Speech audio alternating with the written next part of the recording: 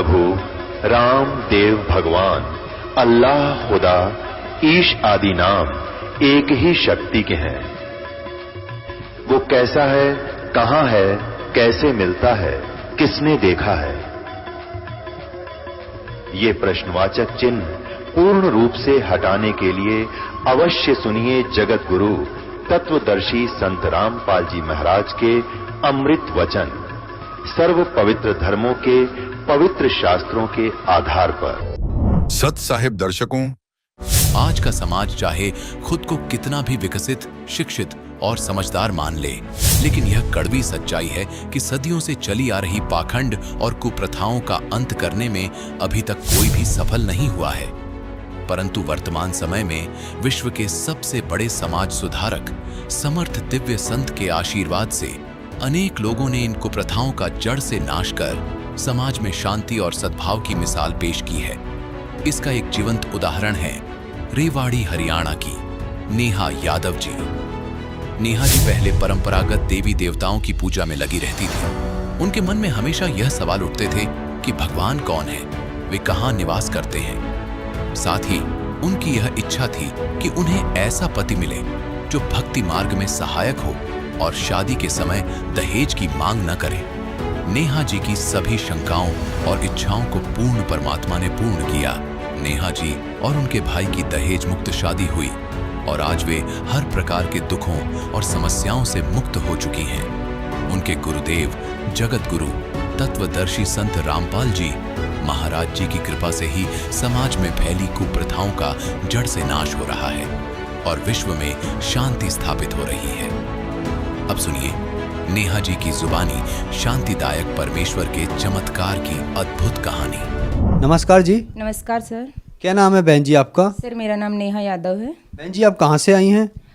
Sir वैसे तो मैं अभी नारनौल में रह रही हूँ, लेकिन बेसिकली मैं रेवाड़ी गांव गोलिया की से हूँ, रेवाड़ी डिस्ट्रिक्ट से, जो हरियाणा में पड़ता है। बहन जी संत रामपाल जी महाराज से कब जुड़े आप?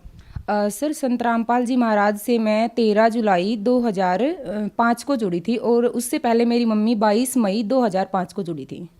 बहन जी संत रामपाल जी महाराज से जुड़ने से पहले क्या आप कोई भक्ति साधना भी करती थी? जी सर बिल्कुल, हम संत रामपाल जी महाराज के जुड़ने से पहले आम जो साधना होती है वही साधना हम भी करते थे, देवी देवताओं की पूजा करते थे। तो फिर क्या कारण बना कि आप संत रामपाल जी महाराज की शरण में आए?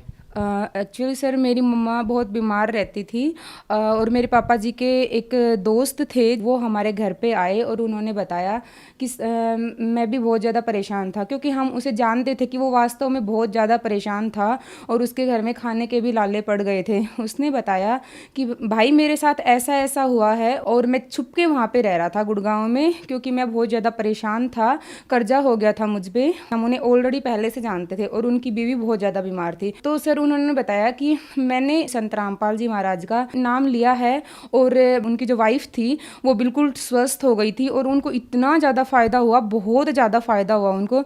तो मेरी मम्मी बैठ के चर्चा सुन रही थी संत रामपाल जी महाराज की, और सुनते सुनते ही मेरी मम्मी को आराम हो गया। और मेरी मम्मी इतनी ज़्यादा दुखी थी ना, इतनी परेशान थी ना, जो जहाँ बताता था मम्मी वहीं चली जाती थी।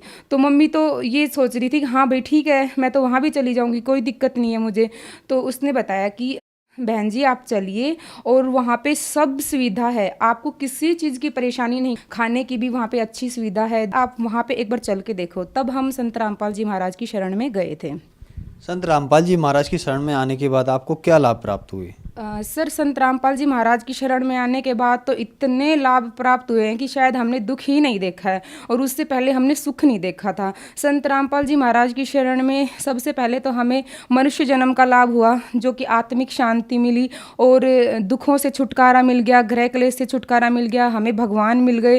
क्योंकि जब मैं छोटी थी तो मुझे ज़्यादा तो नहीं पता था, लेकिन मैं हमेशा ये सोचती थी कि ऊपर भगवान कहाँ है, ये तो बादल है, तारे हैं, फिर ये मूर्ति है। मतलब मुझे बड़ा अजीब सा लगता था कि यार ये कैसे भगवान है, और मतलब मुझे इरिटेट सा होता था उन भगवानों को देख के। उनके बारे में जब मैं सोचती थी कि इस तरह से दूध बिखेरना शिव जी के ऊपर, और शिवलिंग अजीब सा नाम लगता था मुझे, बड़ा ही अजीब लगता था। तो मतलब मेरे मन में हमेशा सवाल उठते रहते थे कि भाई भगवान कौन है। तो संत रामपाल जी महाराज की शरण में हम जब गए तो मेरी मम्मी ने नाम लिया सबसे पहले, और मेरी मम्मी गई, बोली अगर मैं ठीक होंगी तो करूँगी, नहीं तो मैं नहीं करूँगी। कोई कहता था कि कुछ करवा रखा है, कोई कहता था कि भूत का साया है, कोई कहता था कि सवामणी बोल रखी है। इतनी सारी रिपोर्ट मैंने खुद फेंकी है मेरी मम्मी की। तो संत रामपाल जी महाराज से उपदेश लेने के बाद वो ठीक हो गई। घर में एक पैसा नहीं बचता था। संत रामपाल जी महाराज के उपदेश लेने के बाद हमें बहुत ज़्यादा फायदा मिला, जो हमें कहीं पे भी नहीं मिला आज तक। सर उसके बाद हमने रेवाड़ी जो गांव था गोलिया की वो छोड़ दिया, और उसके बाद हम नारनौल में शिफ्ट हो गए। परमात्मा ने ऐसी दया करी हमें, क्योंकि इतने कुछ पैसे भी नहीं थे हमारे पास, और पापा की भी इतनी कोई बड़ी नौकरी नहीं थी।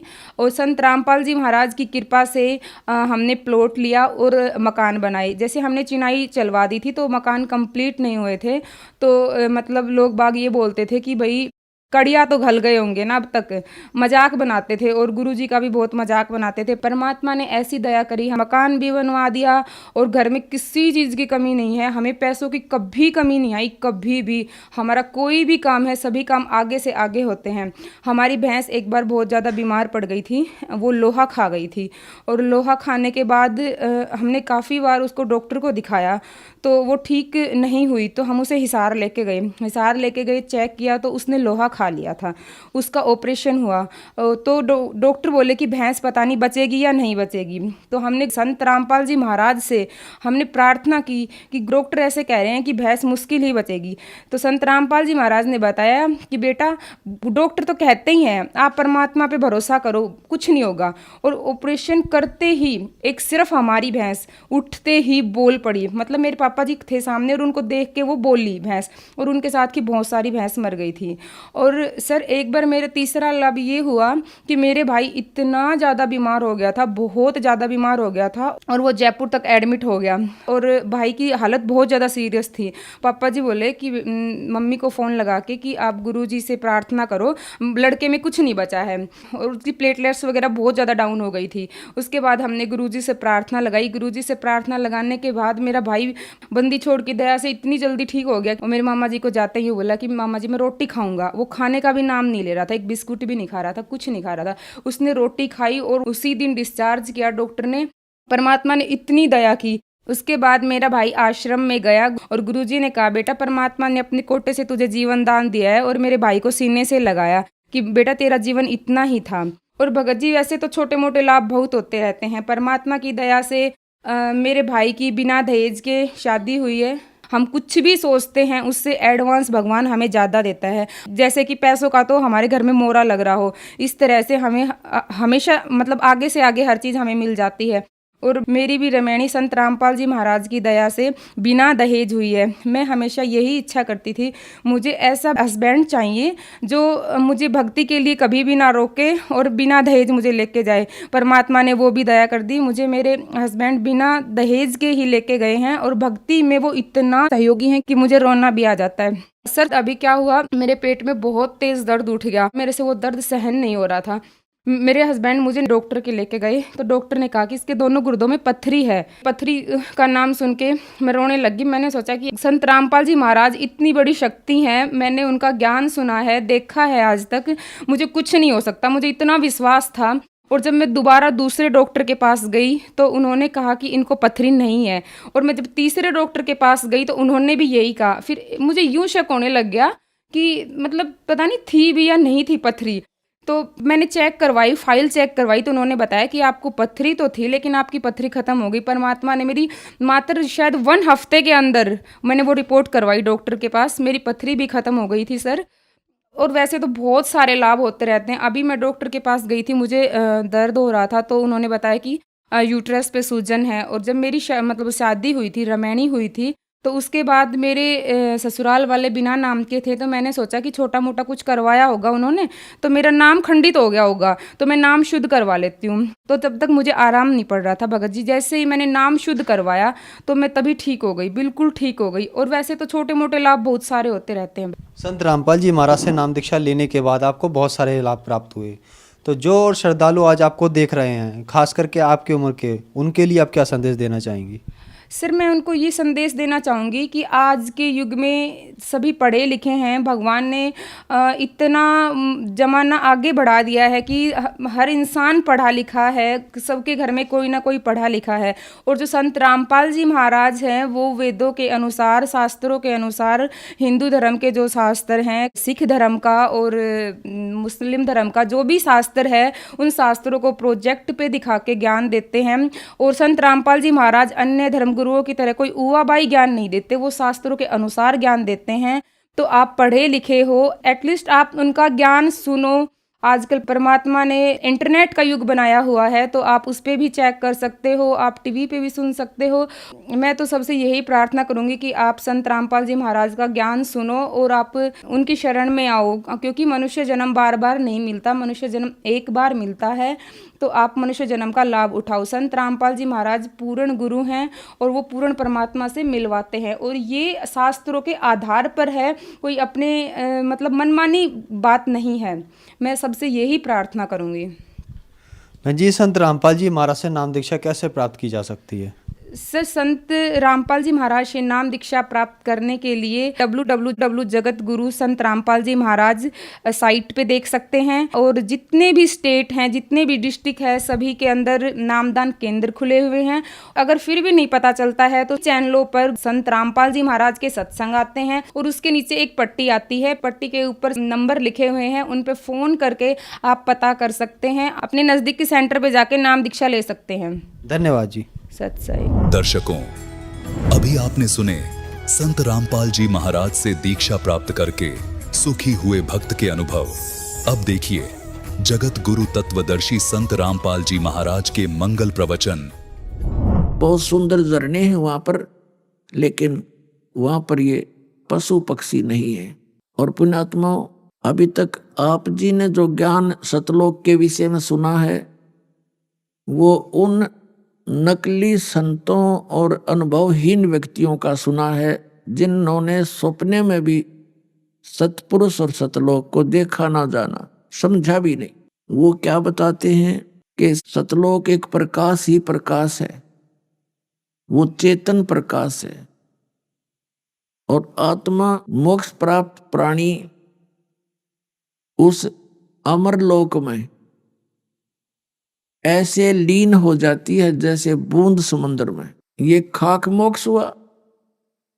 वहां क्या करेंगे? फिर समुद्र में डूबने जाना है, किसकी रुचि बनेगी वहां जाने की? ये केवल उनकी अपनी अज्ञान सोच है।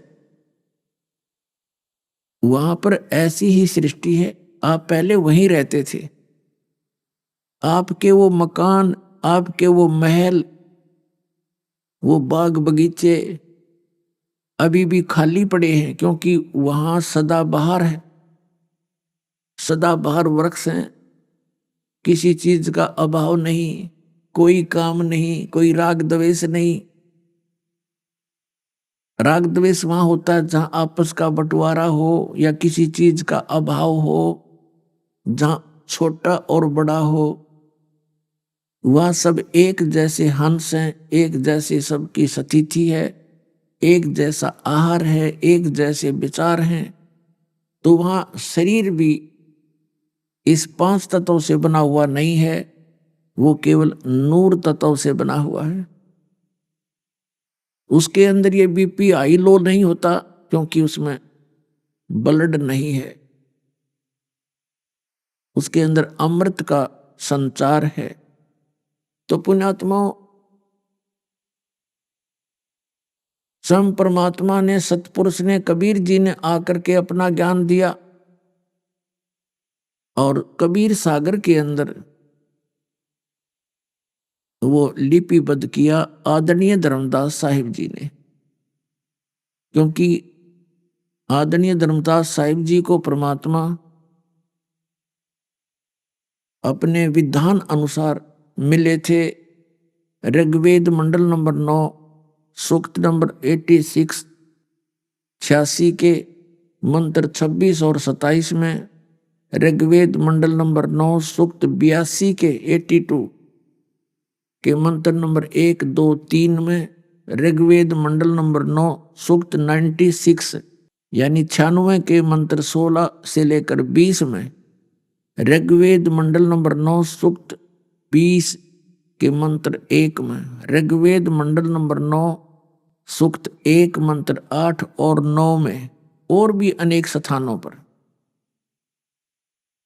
ये प्रमाण दिया गया है कि वो परमात्मा ध्रुवलोक के तीसरे पृष्ठ पर विराजमान है। ध्रुवलोक माने उस तेजो में लोक के, वहां सतलोक भी एक पृथ्वी है। वो ऐसी पृथ्वी है जो स्वयं भी प्रकाशित है लेकिन गर्भी नहीं है, और वह परमात्मा भी साकार है, मनुष्य सदृश है। और सभी हंस वहां पर ऐसी ही सृष्टि है, सदाबहार बाग हैं, बगीचे हैं, फल फ्रूट हैं, किसी चीज की अभाव नहीं है। तो वो ज्ञान परमात्मा ने स्वयं आकर दिया है। वहां सृष्टि एज इट इज है। आपका परिवार होगा, वहां कभी मृत्यु नहीं होगी, बुढ़ापा नहीं होगा। और यहाँ पर दोनों पैर टूटते हैं। जवानी में तो सब पुनों को नष्ट करवा देता है। सारा दिन एक रोटी के लिए दिन रात भटकता रहता है ये प्राणी, और फिर भी इसकी पूर्ति नहीं होती, क्योंकि ये काल का लोक है। यहाँ कभी भी कोई वस्तु पूर्ण नहीं हो सकती। और जिस सुख को, जिस वस्तु को हम यहाँ खोज रहे हैं वो सतलोक के अंदर है, यहाँ नहीं है। उसकी कसक इस आत्मा के अंदर है कि कोई ऐसी वस्तु है, ऐसा स्थान है और ऐसा भगवान है जो हमें सदा सुखी कर सकता है। तो यहाँ हम भगवान के लोक में नहीं रह रहे, हम शैतान के लोक में रह रहे हैं। आप देख रहे हो, भगवान हो और ऐसे दुख, किसी के हाथ कट गया, किसी की आंख फूट गई, किसी को कैंसर होगी, किसी की बेटी मर गई, किसी का बेटा मर गया, परिवार का परिवार नष्ट हो गया, छोटे छोटे बच्चों को छोड़कर माँ बाप मृत्यु को प्राप्त हो जाते हैं। तो यहाँ भगवान हो तो क्या ये दुख हमारे देख ले वो? हम कसाई के लोक में रह रहे हैं, कसाई के। पुणात्मा, आपके ऊपर काल ने इतना वजन डाल रखा बुद्धि पे और अज्ञान से परिपूर्ण करवा दिया इन अज्ञानी संतों और महंतों से, आचार्य और शंकराचार्यों से, कि आप जी के अंदर वो स्थान नहीं रह रहा जो सत्य ज्ञान को प्रवेश कर सके दास। लेकिन इस सत्य ज्ञान में इतना वजन है कि ये अपनी जगह बनाएगा और बना रहा है। एकदम से नया ज्ञान और नया भगवान, और कितना अब स्वीकार हो रहा पुण्यात्माओं को, क्योंकि इन परमात्मा के इन वचनों में जो दास सुना रहा है एक बहुत बड़ा वजन है, और ये अपना स्थान बनाएगा ही बनाएगा।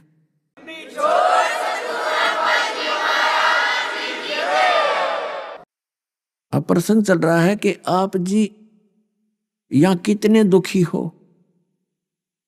कबीर परमात्मा ने कहा था कि काल कसाई हसत है सर्वे लोक को खा, और अंकुश निर्गुण नाम का ये सतगुरु दर पकड़ा जा।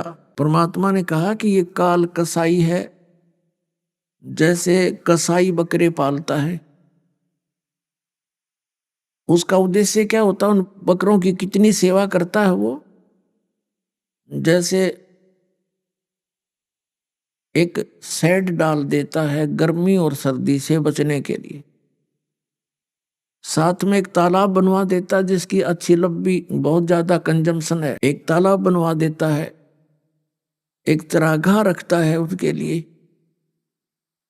और जब वो कसाई उस बकरों के बकरियों के उस स्थान पर आता है जहां उनको रोक रखा होता है, तो वो बकरे और बकरियां उस कसाई को एक नेक व्यक्ति जानकर उससे प्यार करते हैं। वो ये सोचते हैं कि देखो कितना दयालु है हमारा मालिक, हमारी कैसी केयर टेक करता है, कितनी सुविधाओं का ध्यान रखता है, हमारे लिए सेट डाल रखा है। पुण्यात्माओं, आत्मा तो वही है जो मनुष्य जीवन से गई है, उनमें वो सब समझते हैं अच्छे और बुरे को। जैसे हम देखा करते थे, जो घर का सदस्य पशुओं को चारा डालता था प्रतिदिन, तो उसको देखते ही वो रीकने लग जाते थे, उससे प्यार करते थे, जीभ से चाटते थे कि ये बहुत अच्छा आदमी है।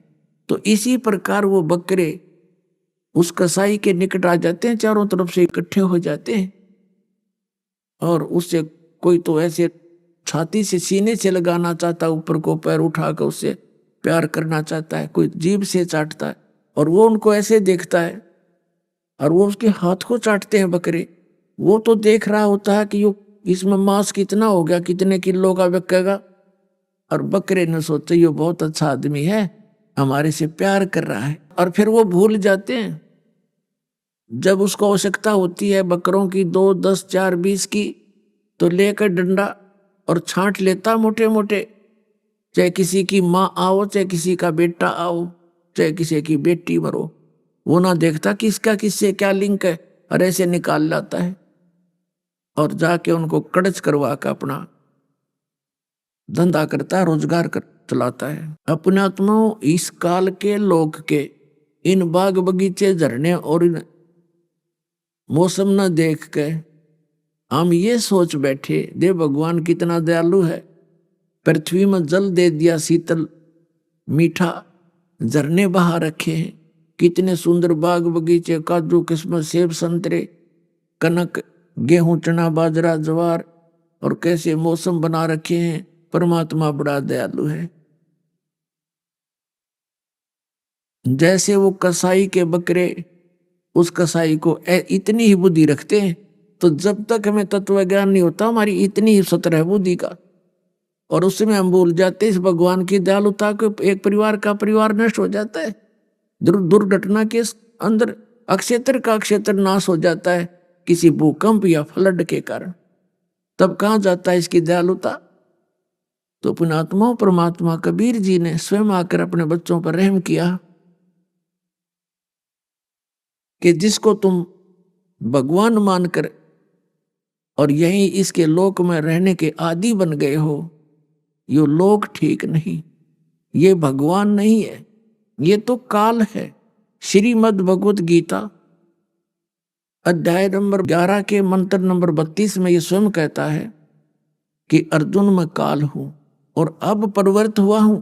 ये श्री कृष्ण जी के अंदर प्रवेश कर गया और फिर उसको दिखाया, जब वो सीधे हाथ नहीं माना, अर्जुन युद्ध करने को तैयार नहीं हो रहा था, तो उसको उससे बाहर निकल कर कृष्ण से और ऐसा विराट रूप दिखाया, अपना असली रूप, और कहा देख ये है मेरा उस ओरिजिनल रूप, मैं काल हूं और सबको खाने के लिए आया हूं।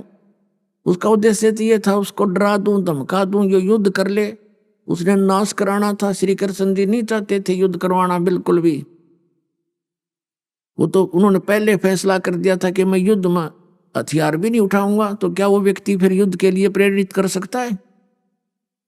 और ये एक तरफ मैं होऊंगा, एक तरफ मेरी सेना होगी, और मैं हथियार भी नहीं उठाऊंगा, तो फिर क्या वो लातों से मारता? कहने का भाव ये है कि बिल्कुल युद्ध प्रिय नहीं थे, नहीं चाहते हो तो मजबूरी में, जैसे जरासंध जैसे निकम्या ने और शिशुपाल जैसे ने बकवाद करी, वो दूसरी बात है, नहीं तो वो कभी किसी को दुख देने वाले इंसान नहीं थे।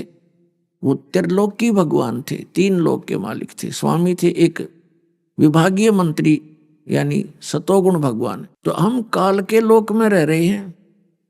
और कबीर साहब क्या बताते हैं, कबीर ये माया अटपटी सब गट आन अड़ी, किस किस को समझाऊं या कुएं भांग पड़ी। परमात्मा कहते हैं किस किस ने समझाऊं, काल ने 21 ब्रह्मांड के अंदर अपने इस लोक रूपी कुएं में इस माया रूपी भांग को अनतोल्या अनमोला डाल दिया, और सभी ने एक ही प्रकार का ज्ञान ग्रहण है, सभी की एक जैसा ही स्वभाव बन गया। अब इस ज्ञान से ही ये भांग नशा उतरेगा, इस काल की भांग का। ये एंटीबायोटिक आपको दिए जा रहे हैं जो आपके अंदर या सोच गलत होगी। हमारे अंदर क्या सोच होगी, बड़ी कोठी हो और बहुत ज्यादा पैसा मेरे बैंक बैलेंस हो, और फिर मैं बकवाद करूं ब्याह शादियों में, सबसे ज्यादा दान दूं, लोग मेरी प्रशंसा करें। इस तरह की बकवाद हमने अपने अंदर ठोक ली। पुण्यात्मा, ठीक है, समाज कुछ करे, संसार कुछ करता रहे, है तो वो गलत, फिर भी जो भक्त इस मार्ग पर लगेंगे उनको वो क्रियाएं बिल्कुल नहीं करनी होंगी जो भक्ति में बाधा करे। उसके विषय में हम बार बार बताते रहते हैं, तभी हमारी भक्ति सफल होगी। पहले तो ये उद्देश्य रखे कि हम यहाँ के वासी नहीं हैं, और दूसरा परमात्मा कहते हैं मौत भूल गया बावड़े, तन अतरज किया कौन, तन माटी में मिल जाएगा जो आटे में लौण, तेरी दिख अस्तित्व भी तेरा नहीं रहेगा और तू मौत भूल गया। जब ये प्राणी अपने जाने का समय भूल जाता है तब इसको बकवाद अच्छी लगती हैं, कार और कोठियां अच्छी लगती हैं, और संग्रह संचन करने में ये पागल हो जाता है। और परमात्मा परमेश्वर स्वयं आकर के ये ज्ञान देते हैं। अपने आत्माओं, ये ज्ञान सतगुरु दे सकता है, ये ज्ञान जो दास आपको दे रहा है। सतगुरु के लक्षण कहूं मधुरे बैन विनोद, और 4 वेद 6 शास्त्र वह कहे 18 बोध। सतगुरु जो होगा सभी सदग्रंथों की जानकारी यथार्थ रखते हैं। जैसे परमेश्वर आए थे वो भी सतगुरु की भूमिका ही करके गए थे, और वो बिल्कुल अक्षर ज्ञान नहीं लिया था। वैसे तो वो सर्वज्ञ है वो मालिक, लेकिन हमारी दृष्टिकोण से उनको अक्षर ज्ञान नहीं था।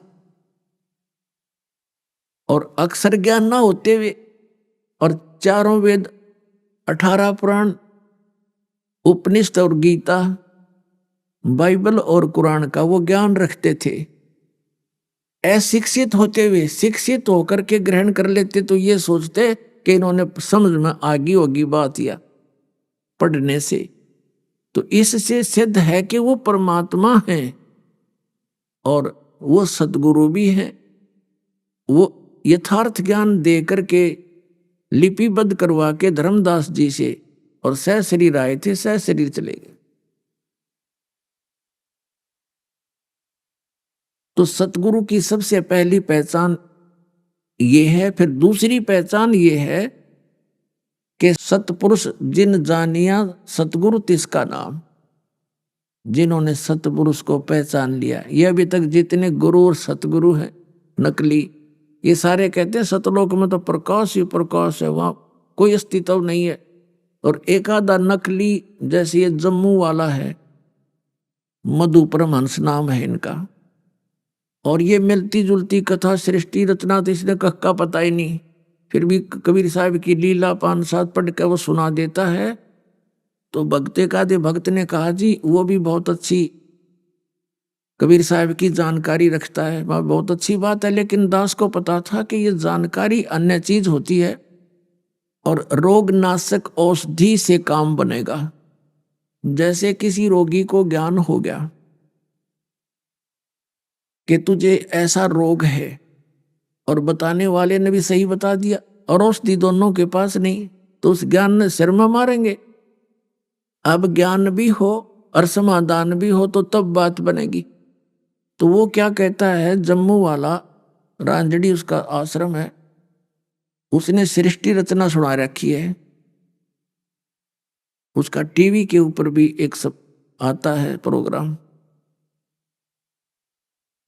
तो क्या बताता है कि सतपुरुष गुप्त थे, अनुराग सागर की वाणी को पढ़कर सुनाते हैं। फिर कहते हैं परमात्मा ने इच्छा की कि हंस उपजाऊं, तो सबसे पहले परमात्मा ने एक शब्द उच्चारा, उससे प्रकाश से प्रकाश हो गया। उस प्रकाश में परमात्मा स्वयं समा गए, वो फिर चेतन हो गया, जीवित हो गया। प्रकाश पहले मरा हुआ था,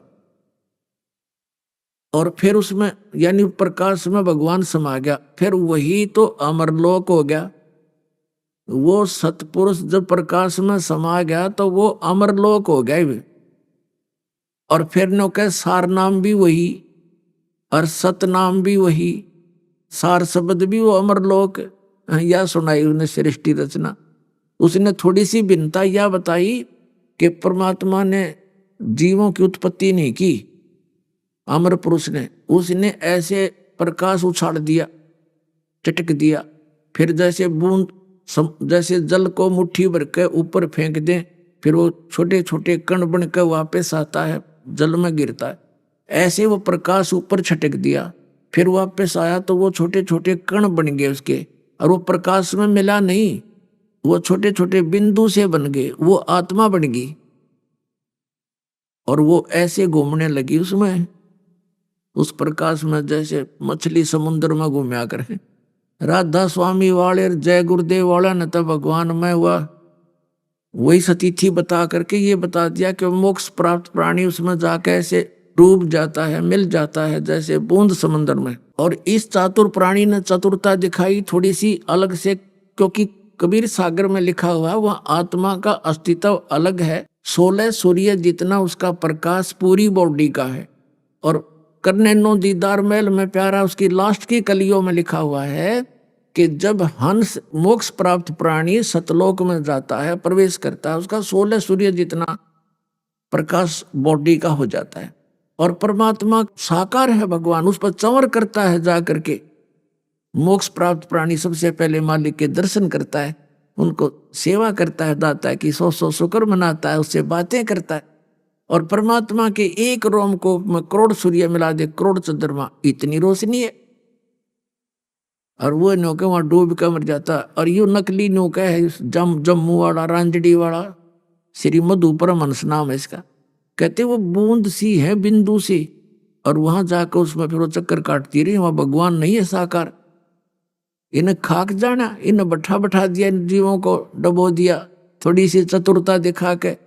बीजक की बात कहेंगे बीजक ना याद, ये पृथ्वी डोबन उतरे कह मीठी बात। तो पुण्यात्माओं, सच्चा जो ज्ञान होता है उसमें बहुत बड़ा वजन होता है, और झूठे ज्ञान का अस्तित्व नहीं होता। अब ये जितने भी पंथ हैं और जितने भी ये बने हुए हैं पंथ अलग अलग, ये सब समाप्त हो जाएंगे कुछ दिनों में। क्योंकि आज मानव परमात्मा ने बुद्धिमान बना दिया। अब इस बुद्धिमान मानव को कोई ऐसा पैमाना नहीं था, इसके पास कोई ऐसा टेप नहीं था जिस दिन संतान नाप लेंगे ये पूर्ण है या अपूर्ण है। दास को परमात्मा ने वो पैमाना दे दिया, ISI मार्क का, वो तत्व ज्ञान दे दिया जो गॉड गिवन है। अब इस ज्ञान से हम इन सब संतों को, दास ने तो नाप कर रख दिया इनको। ये नहीं खख भी इनके पास, ना राधा स्वामी वालों के पास, ना जय गुरुदेव वालों के पास, और ना सच्चा सौदा सिरसा और जगमाल वाली वालों के पास, ना इस आसाराम के पास, ना इस सुधांशु के पास, ना सतपाल जी के पास। ये सिर्फ अपनी चतुरता के कारण भोली आत्माओं को अपने पीछे लगा रहे। और इन और संतों का तो कहना है कि ये कुमार स्वामी ब्रह्म ऋषि ने कक्का पता नहीं मारे सट्टे सारे दिन अटपट करने लग रहे। तो अब इस दास ये चाहता है कि ये श्रद्धालु जिनको भगवान की चाह है, ये स्वयं इतने विद्वान हो जा कि इनके ज्ञान को स्वयं रिजेक्ट कर दे। इस दास का ये उद्देश्य। जैसे एक समय 2 भाई थे, लालाजी सेठ, उनमें से छोटा भाई की मृत्यु होगी। छोटे भाई के 2 पुत्र थे। तो कुछ दिन के बाद उनकी मां ने कहा, बेटा मेरे पास पैसे तो हैं नहीं, मेरे पास कुछ तेरे पिता के समय के लाल रखे हैं। लाल, एक लाल की कीमत बहुत होती है, लाखों रुपए होती है। अब तो करोड़ों की कीमत हो गई होगी उसकी। और बेटा ऐसे करो, तुम बालक हो, एक 16 वर्ष का, एक 18 वर्ष का, ऐसी आयु थी, तुम बच्चे हो, व्यापार कर नहीं सकते। अपने ताऊ जी के, यानी पिता के बड़े भाई को ताऊ जी बोलते हैं अपनी लैंग्वेज में, देसी भाषा में। अपने ताऊ जी के पास जाओ, उनसे कहो, प्रार्थना करो कि वो आपकी पार्टनरशिप कर लें व्यापार में, और कहना कि ताऊ जी हमारे पास पैसे नहीं है, ये लाल हैं, इनको ले लो, गिरवी रख लो इनको कहीं और काम चला लो। वो बच्चे लेकर गए माँ से वो पोटड़ी जिसमें वो लाल बांध रखे थे, गठड़ी ऐसे कपड़े में, और ताऊ जी से प्रार्थना की, ताऊ जी हमें अपने साथ बिजनेस में रख लो, हमारे पिताजी रहे नहीं, हमारा भी गुजारा हो जाएगा। तो उसने कहा बेटा मैं तो पहले ही चाह रहा था कि तुम मेरे साथ लगो, मैं कहने ही वाला था, अच्छा हुआ तुमने मेरे मुंह की बात छीन ली, बहुत अच्छी बात है, मेरे साथ करो, व्यापार कर लो बेटा। तो उन्होंने कहा कि ताऊ जी हमारे पास पैसे नहीं हैं, मेरी माँ के पास ये लाल रखे मेरे पिताजी ने, इनको आप रख लो और गिरवी रख लेना, इनको पैसे हो जाएंगे तो छुड़वा लेंगे।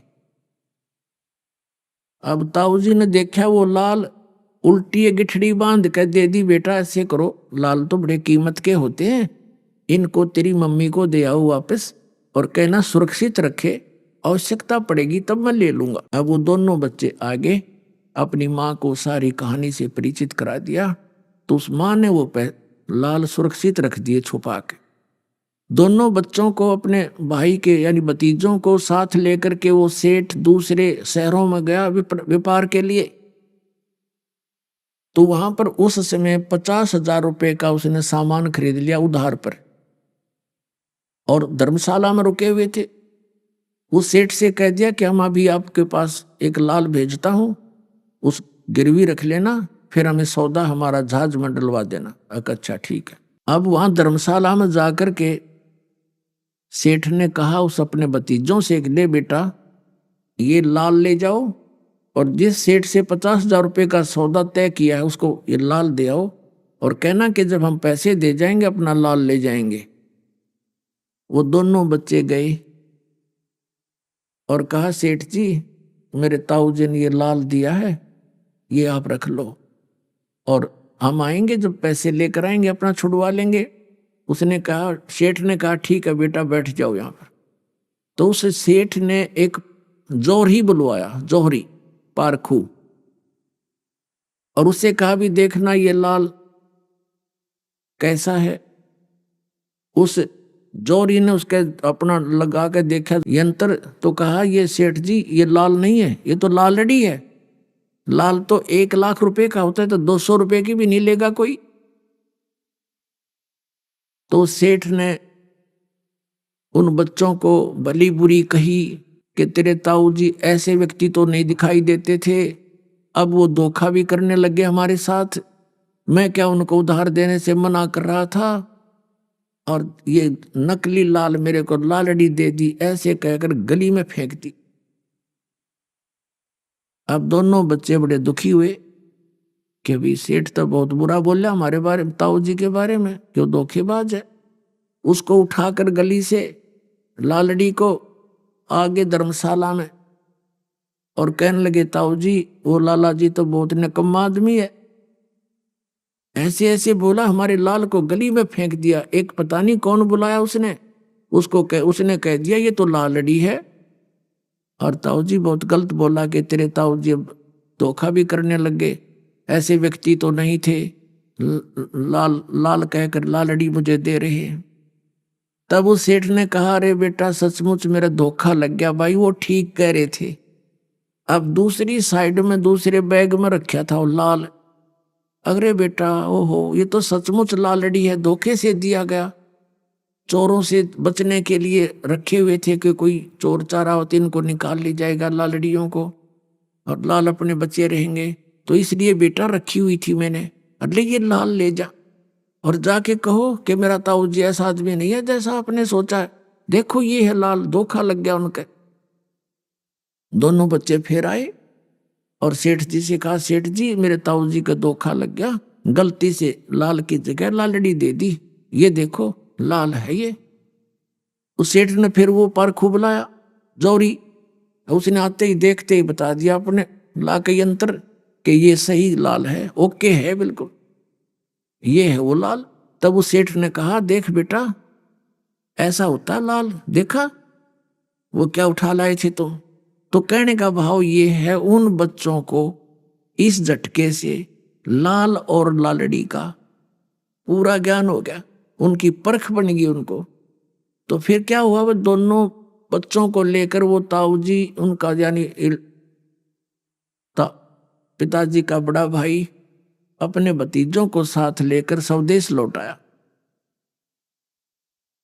आकर उसने कहा, बेटा जाओ तेरी माँ से वो लाल ले आओ, उधार होगी गनी, एक आधे लाल को गिरवी रख लेंगे। तो दोनों बच्चे गए दौड़े दौड़े। माता ने कहा, आगे बेटा तुम आ जाओ, भोजन पालो। तो बच्चों ने कहा, माता जी भोजन बाद में खाएंगे, पहले ना हमारे ऊपर कर्जा बहुत हो गया है और वो लाल दे। ताऊ जी ने मंगाए, उनको गिरवी रखेंगे हम। अगले जाओ बेटा। वो माई ने ला कर दे दिया पोटली गठड़ी जितने जरूरी थी, 5-7 हुए। बच्चों ने सोची देखते ले लाल है कि लालड़ी। उन्होंने वही खोल ली गठड़ी अपने आंगन में, अपने कमरे में, साल में भीतर, और खोल के दोनों ने देखा वो तो सारी लालड़ी थी, लाल नहीं थे। तो उन्होंने वहीं पर अपनी माँ के सामने ही कहा, माता जी आप तो बड़ी भोली भाली हो, ये लाल नहीं है, ये तो लालड़ी है। वो सारी पटक दी वहीं पर। और दोनों बच्चे अपने ताऊ जी के पास आ गए और कहने लगे, ताऊ जी मेरी माँ है ना, उसको वो भोली भाली है, उसको पता नहीं लाल और लालड़ी का। उनमें तो लाल एक भी नहीं, सारी लालड़ी है ताऊ जी। तब उस सेठ ने कहा, बेटा ये उस दिन भी लालड़ी थी, यदि मैं इनको लालड़ी बता देता तो तेरी माँ का पेटा नहीं भरा हो, नो कहो मेरा धनी ना रहा सिर पे। आज यो मेरी लाला ने भी लालड़ी बताने लग गया। बेटा तुमको मैंने इतना तैयार कर दिया कि तुमने स्वयं परख ली अपनी लाल और लालड़ी को और पटक दिया उनको उठा के। तो पुण्यात्मा, दास ये चाहता है कि ऐसा ज्ञान दे दूं आपको, इन नकली संतों की लालड़ी, इस अज्ञान को तुम स्वयं पटक दो और आ जाओ लाल ग्रहण करने के लिए। बोलो सतगुरुदेव।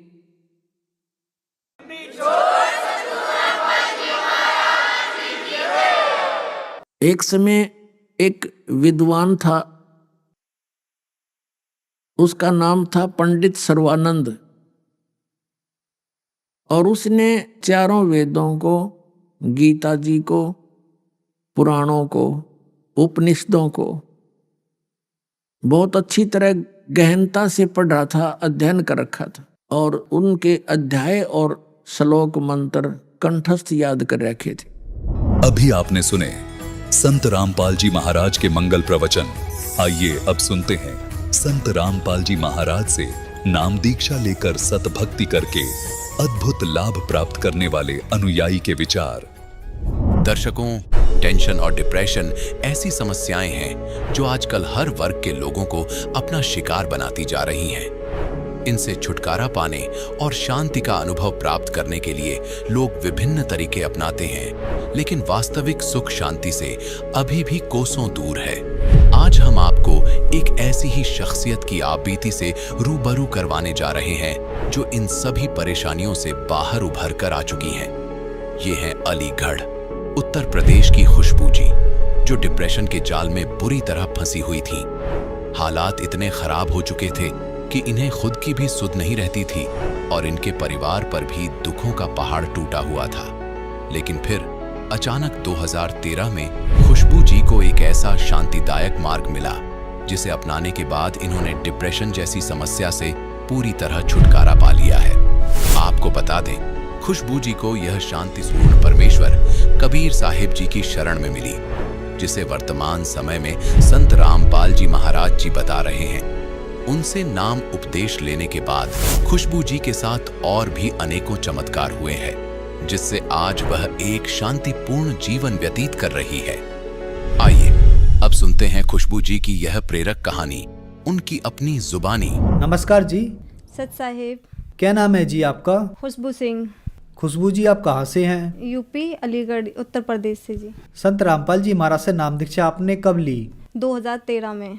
संत रामपाल जी महाराज से नाम दीक्षा लेने से पहले क्या आप कोई भक्ति साधना भी करती थी? हाँ जी, हमने गुरमित राम रहीम से नाम ले रखा था और उन्हीं की भक्ति करते थे, और बाकी जितने सब भी देवी देवता हैं उनकी भी भक्ति हम करते थे। लेकिन वहाँ जाने के बाद हमें कोई लाभ नहीं था। वहाँ पे भक्ति करते करते भी मतलब मैं डिप्रेशन में चली गई। हमारी गृह कलेश भी होती थी। मेरे पापा जो हैं वो नशा करते थे और घर में काफ़ी ही दिक्कतें हुई थी।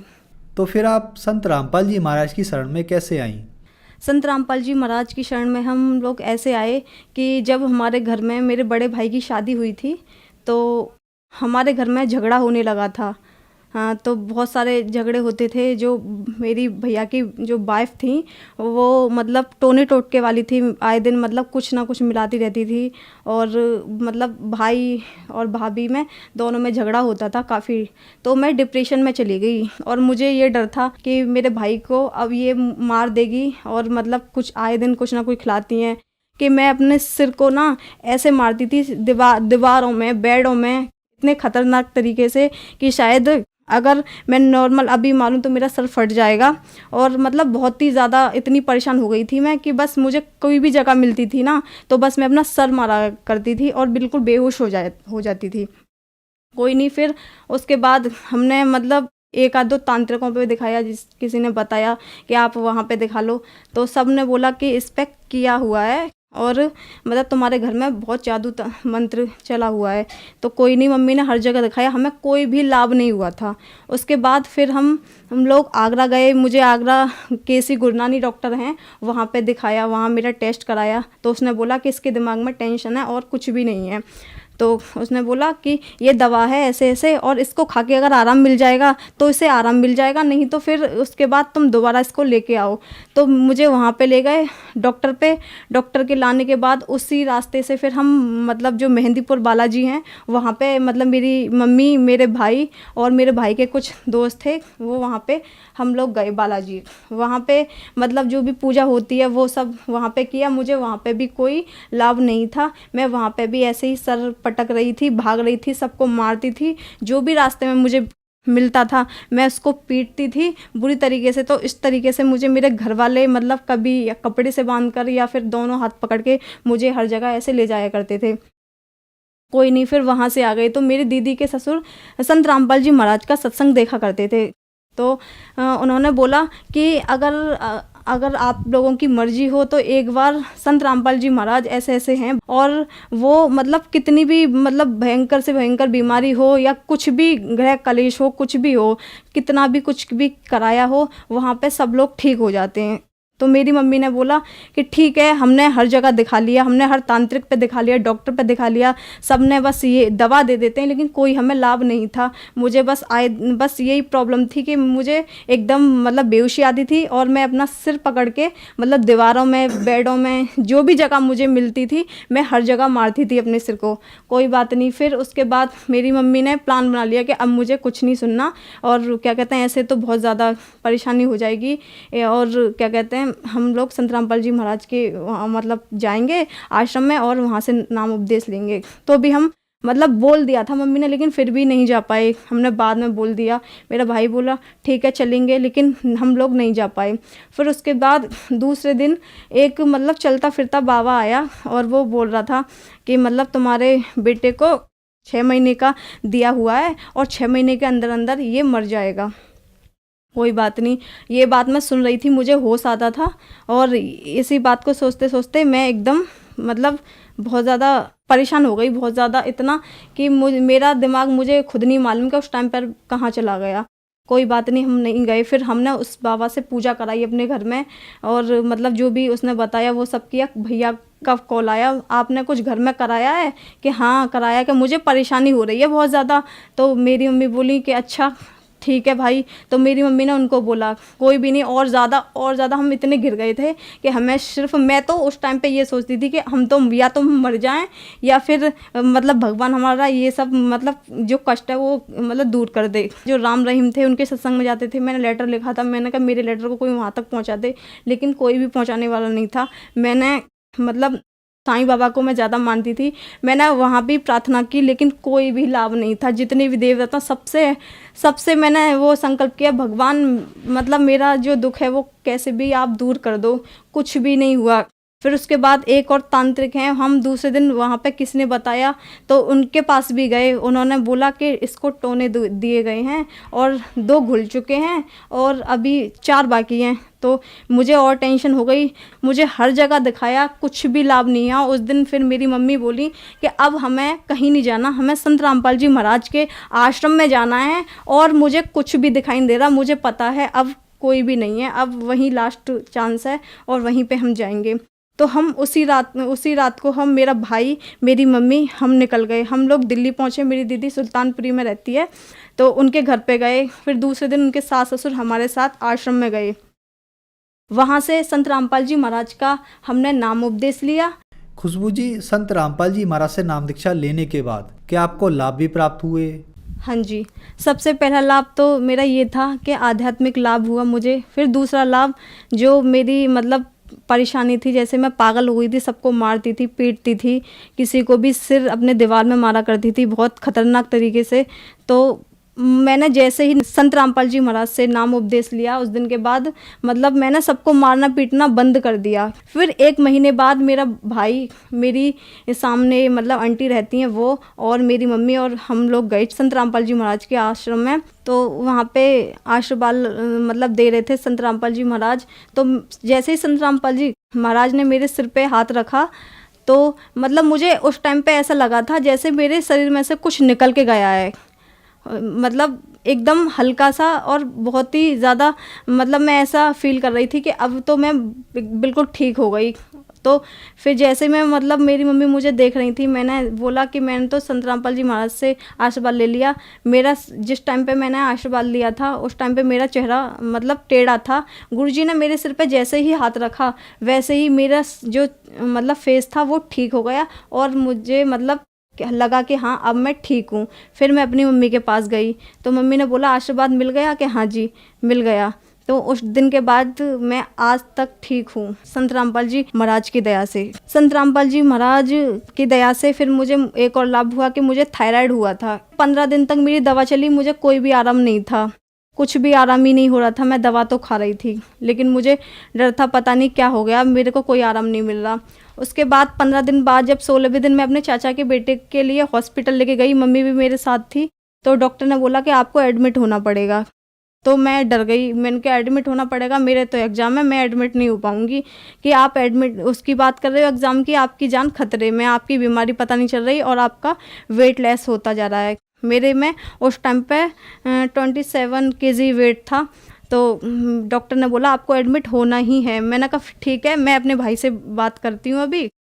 तो मैंने अपने भाई से बात की बाहर आके, भाई ऐसे ऐसे बोला डॉक्टर ने एडमिट की कि ठीक है हो जा। मैंने मम्मी को मना कर दी, मैं एडमिट नहीं होंगी, मुझे घर ले चलो। फिर मेरे बीच वाला भाई बोला, मेरा भाई है मेरे से बड़ा है, वो बोल रहा है और सब लोग बोलते हैं तुम्हारे गुरुजी तो बड़ी बड़ी बीमारियों को ख़त्म कर देते हैं। तो उसने बोला कि प्रार्थना लगा लो। जैसे ही मैंने वो लेटर में अपनी जो भी परेशानी थी वो मैंने सब लिखी।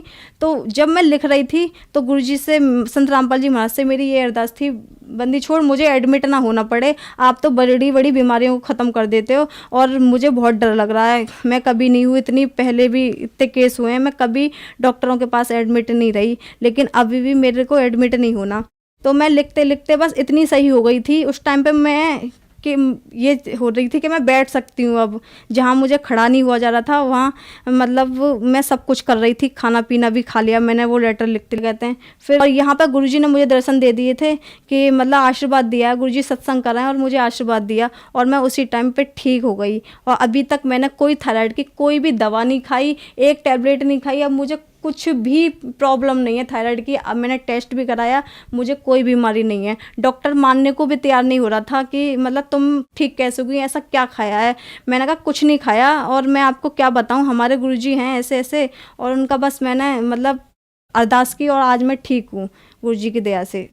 मेरे पापा मतलब संत रामपाल जी महाराज का मतलब नाम उपदेश लेने से पहले सभी प्रकार का नशा करते थे। जितने भी तंबाकू, सिगरेट, दारू, लड़ाई झगड़ा घर में, मांस मंदरा सब खाते थे।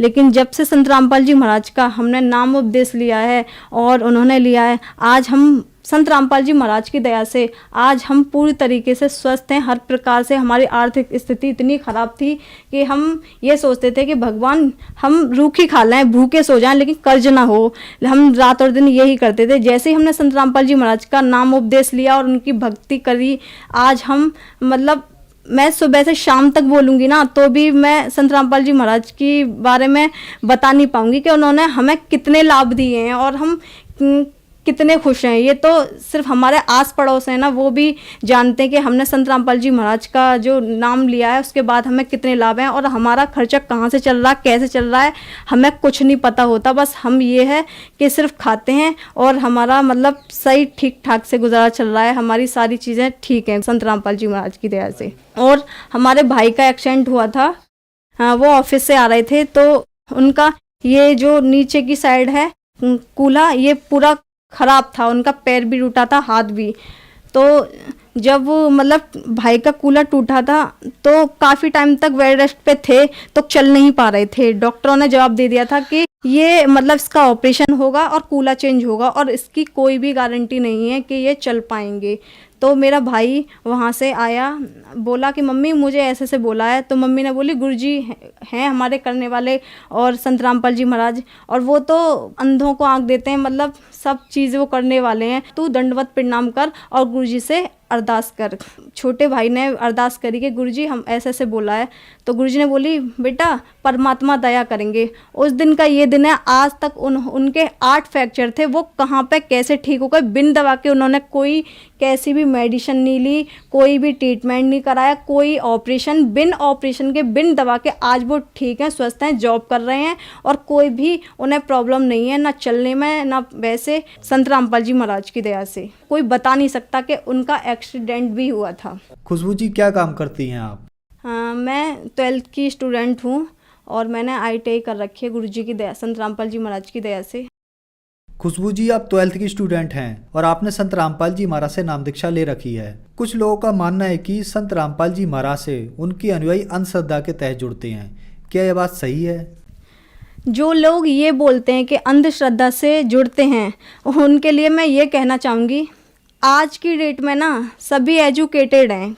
तो संत रामपाल जी महाराज जो ज्ञान बताते हैं वो सभी वेदों के अकॉर्डिंग है, उसमें मतलब कोई भी अंधश्रद्धा नहीं है। अंधश्रद्धा ज्ञान तो वह होता है जो वेदों के अलावा कोई ज्ञान देता हो, जैसे अन्य गुरु देते हैं जहाँ कोई प्रमाण नहीं होता। जबकि संत रामपाल जी महाराज तो पूरा प्रमाण सहित बताते हैं कि हमारा पूर्ण परमात्मा मतलब सहशरीर है, ठीक है। और बाकी अन्य गुरु किसी ने भी आज तक यह नहीं बताया कि परमात्मा साकार है। जो श्रद्धालु आज आपको टीवी पर देख रहे हैं, आप उन्हें क्या संदेश देना चाहेंगी? मैं संदेश तो नहीं दे सकती, लेकिन उनसे हाथ जोड़ के प्रार्थना ज़रूर है कि संत रामपाल जी महाराज पे मतलब बोलने से पहले कि वो सभी गुरुओं की बुराइयां करते हैं या फिर भक्ति छुड़वाते हैं, एक बार, केवल एक बार मेरे भाई बहन जितने भी हैं ना, वो सिर्फ एक संत रामपाल जी महाराज का एक बार सत्संग तो सुने, देखें तो सही, समझे तो सही। जो संत रामपाल जी महाराज जो ज्ञान बता रहे हैं वो कैसा है, किस आधार पर है, ठीक है, सही है या गलत है, उसके बाद ही बोलें। उससे पहले ये ना बोलें कि संत रामपाल जी महाराज का ज्ञान जो है बेकार है या फिर ऐसा है या प्रमाणित नहीं है। जितने भी मतलब गुरु है ना, उन्होंने आज तक हमारे वेदों का रहस्य नहीं बताया, वो सिर्फ संत रामपाल जी महाराज ने बताया है। इसलिए मेरे सभी भाई बहनों से हाथ जोड़ के विनती है कि एक बार, केवल एक बार संत रामपाल जी महाराज का सत्संग देखें और समझें। खुशबू जी अब आखिरी सवाल आपसे, संत रामपाल जी महाराज से नाम दीक्षा कैसे ली जा सकती है? संत रामपाल जी महाराज से नाम उपदेश लेने के लिए शाम को टीवी पर सत्संग आता है, उसमें पीली पट्टी नीचे दी जाती है, उसमें नंबर दिए जाते हैं और जहाँ भी आप रहते हो उसी के अकॉर्डिंग आपको मतलब बता दिया जाएगा। हर ज़िले में मतलब संत रामपाल जी महाराज का मतलब सेंटर खुला है, नामदन खुले हुए हैं, वहाँ से आप मतलब नंबर लेकर और बात करके फ़ोन पे पूछ सकते हो कहाँ पे कैसे लेना है, तो आपको वहाँ मिल जाएगा नाम उपदेश। धन्यवाद जी। साहिब।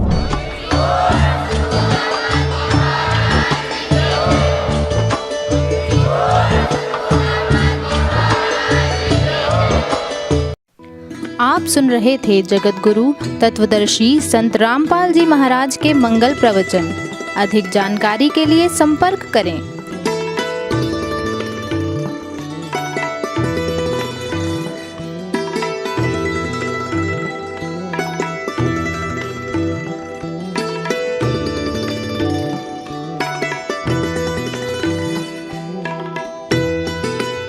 जगत गुरु तत्वदर्शी संत रामपाल जी महाराज जी के पावन सानिध्य में भक्ति की अलख जगाने तथा श्रद्धालुओं को सत्य भक्ति मार्ग का रास्ता दिखाने हेतु कनाडा के लोकप्रिय चैनल द TVNRI चैनल पर जगत गुरु तत्वदर्शी संत रामपाल जी महाराज जी के मंगल प्रवचनों का प्रसारण प्रतिदिन सुबह 7:30 बजे से 8:30 बजे तक तथा रात्रि 7:30 बजे से 8:30 बजे तक किया जा रहा है। इस सत्य भक्ति मार्ग को अपनाने के लिए अधिक से अधिक सत्संग प्रसारण देखें। इस सत्संग प्रवचन का सीधा प्रसारण संत रामपाल जी महाराज लाइव सत्संग YouTube चैनल और जगत गुरु संत रामपाल जी महाराज फेसबुक पेज पर भी देख सकते हैं।